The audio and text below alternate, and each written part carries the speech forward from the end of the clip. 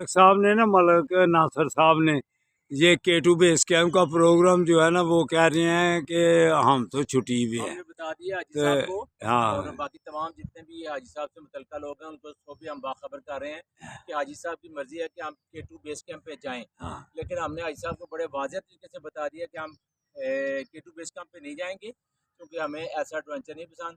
हम मैक्सिमम स्कर्दू अगले साल इंशाल्लाह खिपलू तक जाएंगे और खिपलू से इंजॉय करते हुए वापस आएंगे।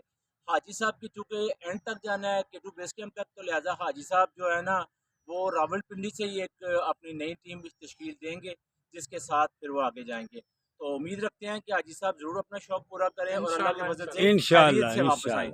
इंशाल्लाह खुदा हाफिज़ इंशाल्लाह जी। इंशाल्लाह इंशाल्लाह। ठीक है जी, मलिक साहब हथियार फेंक दिए हैं मलिक साहब ने।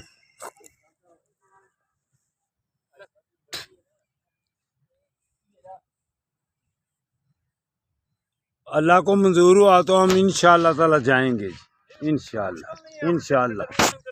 हाँ जी K2 बेस कैंप